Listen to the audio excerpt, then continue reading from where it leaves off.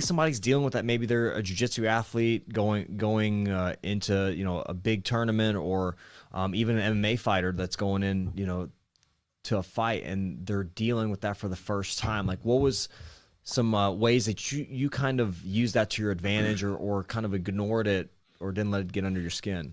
Well, when I was younger, the way I would have dealt with it now versus then, completely different. Well, let's talk about then, and then like how it helped or how it hurt you, and then we'll talk about it now. When I was younger, there were two different versions of Chewy that would fight in the ring. There was the guy that would run across the cage, and then there was the guy that would touch gloves and then fight. If you talk trash before the fight, there was no touching gloves. I was running across the cage, and I was going to try to hurt you because I was like, you're being disrespectful, so I'm trying to hurt you.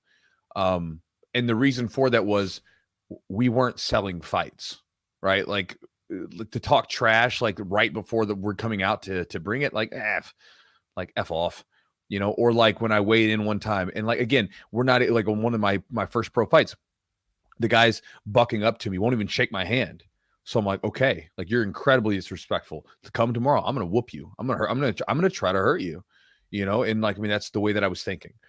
And then if the guy was respectful, I'd come out and touch gloves, and we would have this very sportsman-like thing. You know, it was just, that was the two differences, because we're not selling fights if like nobody knows who we are and we're getting ready to fight.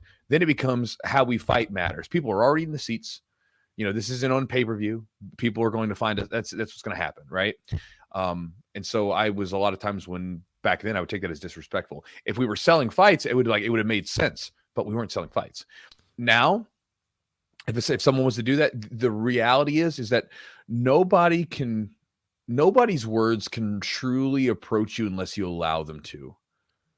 So like, if someone says something to you and it bothers you because either there's some truth to it, or you let it connect to you. And that's the reality, right? And so if it bothers you, that's on you.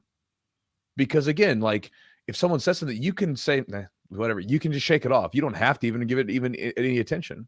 Mm-hmm. You know, now again, I know that there's a protective element, especially with men. There's a protective element with like our families and our women and stuff like that.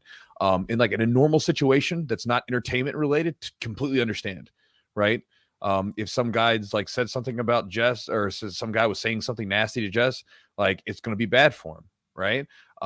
You know, I'm sure it'd be the same way if someone was saying something mean about your kids, like, it's probably going to be bad for him. But in an entertainment situation, it's just one of those things where that's what you're signing up for. Mm-hmm. Like, if it's just the nature that it's one of the things that's going to come with the job title now. You know, you get into a situation where you guys are trying to sell a fight, you're just going to have to be ready to be a little thicker skinned than normal, because people are going to say stuff. And again, a week from now, nobody's going to remember a lick of it. Nobody cares. They're on to the next thing that's going on, right? Everybody's so stimulated, so they're on to the next thing. And so you've got to be a little bit more thick-skinned, and you've got to not allow it to sink in as much, you know, and it's just the reality. I think in this